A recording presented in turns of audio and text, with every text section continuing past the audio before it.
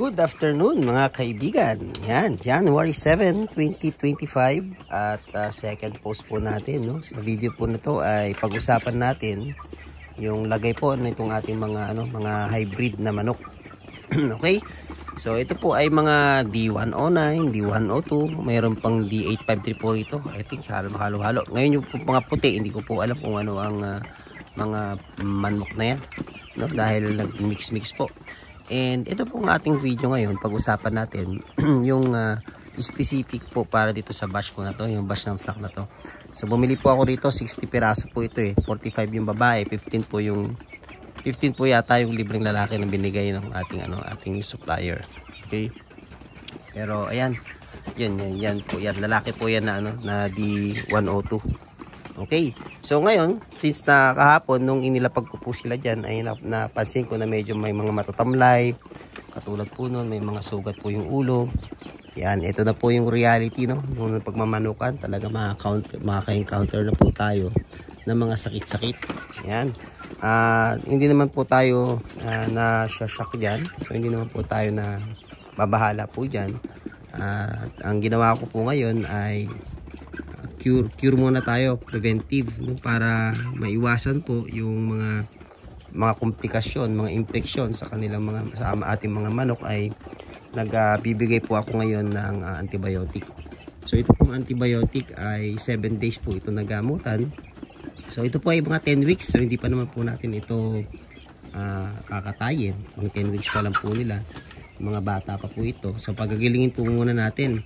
So after po silang mapagaling, mapalakas po yung kanilang mga katawan, kasi yung mga tumatamlay po na yon, after po pong mapalakas yan, ay saka po ako magbibigay ng vaccine, kasi baka po iba ang mag-epekto sa kanila.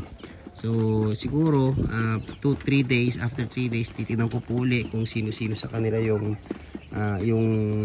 may improvement, and then yung mga matatamlay pa rin, ihihiwalay ko na po sila. So meron naman po tayong separate na kulungan para mas magamot po sila na separately. And then itong mga masisiglang kumain na to, itong mga lakas na ito, ay bibigyan na po natin sila ng kaukulang vaccine. So pinaka-importante po rito sa edad po nila yung Fowlpox vaccine. And then yung ating usual na Lasota N1B1. Yan po yung mga ibibigay nating vaccine sa kanila para mas maging maresistensya sila. Okay? So, nung inalagaan ko po yung parent stock ko na yon, yung nasa kabilang side, hindi po ako naka-encounter ng ganitong mga sakit. Okay? Pwedeng dahil din sa panahon, pwedeng dahil din sa dami, kasi ilan lang naman yung 30, dinoble ko yung population. Pero 48, ito naman mga nasa side natin dito, yung ating mga decal boy, hindi rin tayo naka-encounter ng mga ganito, may mga bulutong. So, wala pong mga manok na kakalat-kalat dito, kaya hindi po yung mahahawa. Even po pagpasok po dito, ako lamang po ang pumapasok dito, and may sarili po akong mga tsinelas. So most probably ang mga nagdala ng sakit ay yung mga ibon, kasi pumapasok po yung ibon, nakaka-shoot po sila dito sa ating butas. So sa panibagong sa design po na susunod na design ay i-make sure ko na hindi makakapasok yung mga ibon. So, mas manipis dapat dito yung gagamitin natin.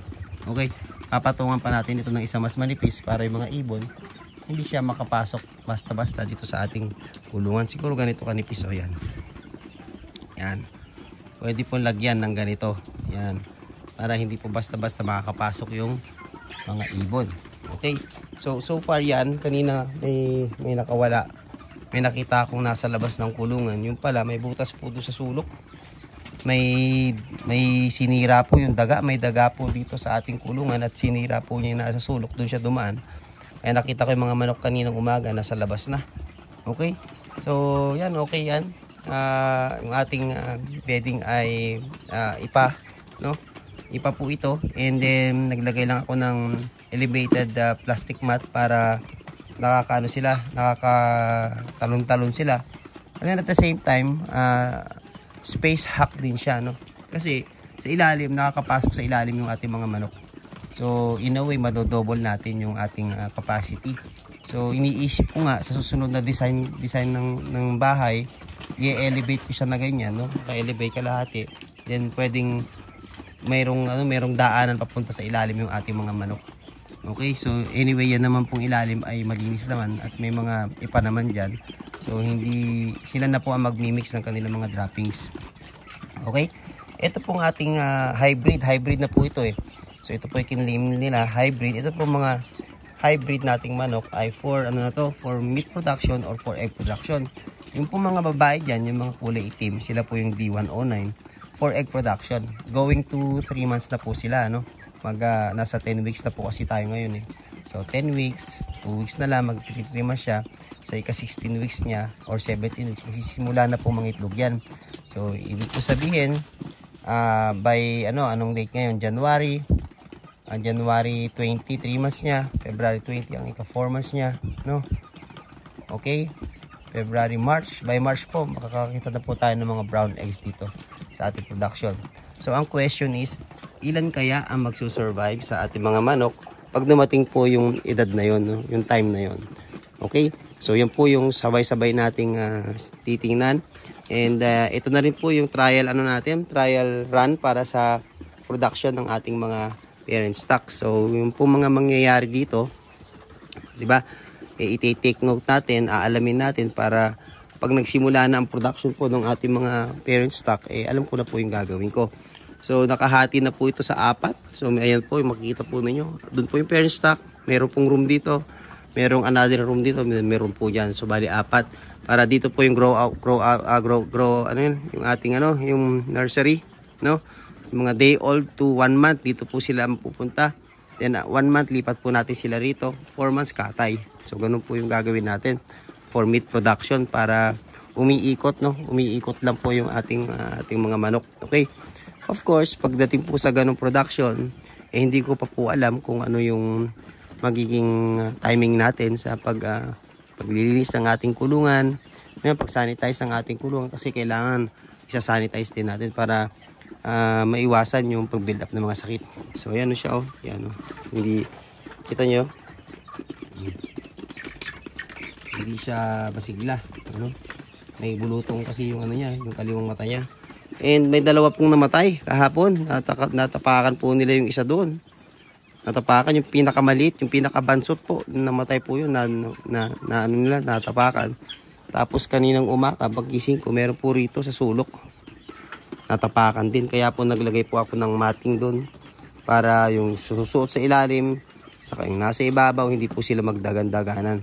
Kasi yan po mga kanto na yan po yung mga, anong tawag doon? Accident prone area. Yung mga kanto po na yan, especially po kapag ganitong panahon, pag lumalamig po or bago pa lang sila sa kulungan nila, yan, nagtatakbuhan sila, naiipit po yung weakest, yung pinaka-weakest na manok.